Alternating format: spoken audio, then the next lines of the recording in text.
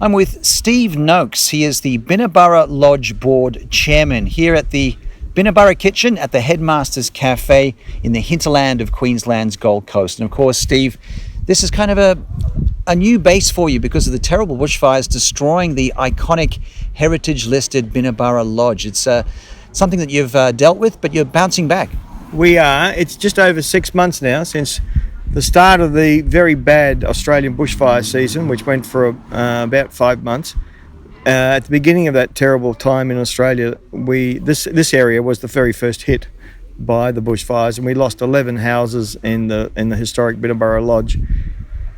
At that time, 6 months ago, we're still having difficulty doing our repair work and getting back on site. But meantime, here today we're at this lovely old house which is known as the Headmasters Cafe, which is part of the local community, and we've taken over the management of it a couple of months ago, and we call it the Binna Burra Kitchen.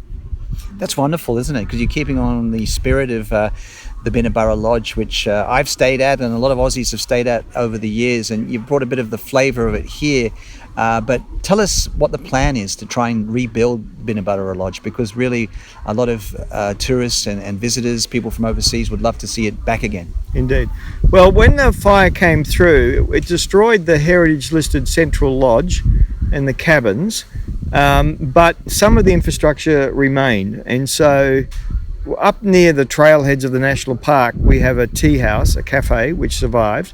We also have a campground which survived the fires. And most of what we call our sky lodges survived the fire also. So when we have an opportunity to reopen, which will hopefully be June or July this year, we've got something to start with. And so we'll start with those existing infrastructure. And then over the next year or two, on the land where the lodge used to be, we still have a lot of planning to do about what could go there. And then we have to raise the money also to do a rebuild. So we'll start hopefully about mid-year this year, getting back trading on the site, but it'll be a couple of years before that area which was destroyed by the bushfires, if we can have something new there.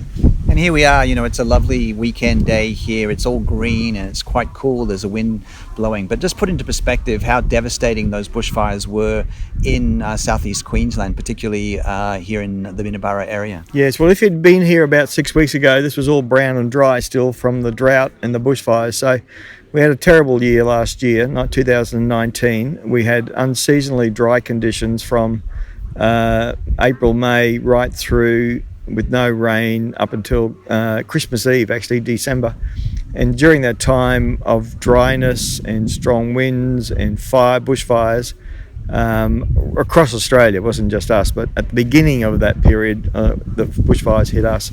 But we had light rain on Christmas Eve, and then in January, some heavy rain started. The wet season came back, and we had more rain in 4 weeks in January and February than we had for the full 12 months of last year. So now the landscape is beautiful and clean, green like it used to be.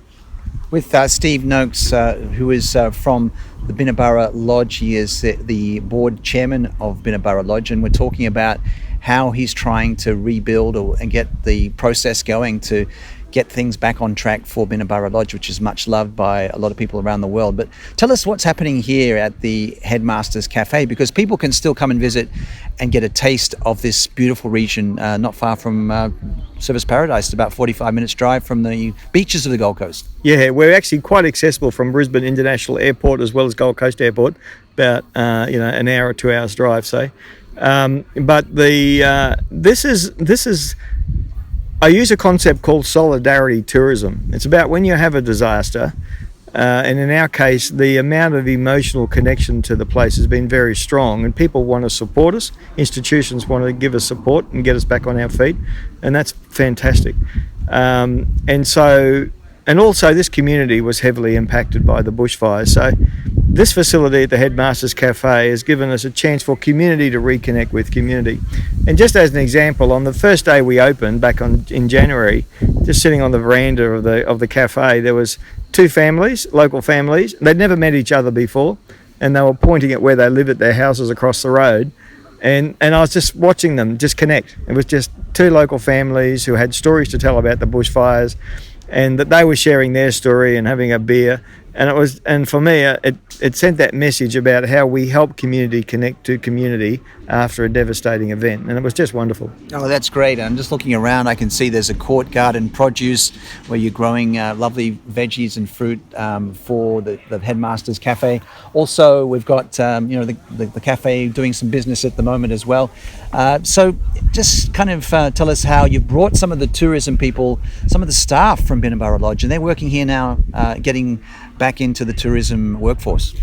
Yeah, that's been important for us. We had, before the fire, we had 67 staff, full-time staff on the equivalent staff, and then after the fire we had to release up around 60 staff. So that was 60 people without an income and a job, and we worked very hard to transition them into new alternatives to get income and jobs for themselves.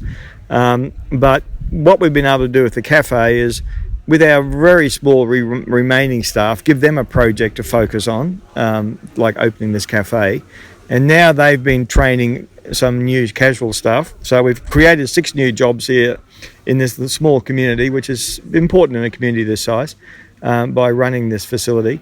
And then we have a community garden here with fruit and veggies, and it was a bit run down, so we've taken over the maintenance of that. And the wonderful thing is now that we get beautiful organic fresh chilies and vegetables and fruits from that garden go straight to the kitchen here at the Headmasters Cafe, so it's wonderful fresh food daily. And you've also got your office here as you plan the recovery efforts to try and get Binna Burra Lodge back on its feet. So finally, what's the road forward?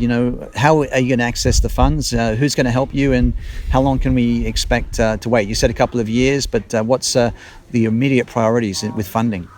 We've been fortunate by putting in a lot of submissions, by the way. It's a lot of hard work behind the scenes to be, just in the last week, to be awarded $1.7 million support from federal and state government in bushfire recovery assistance.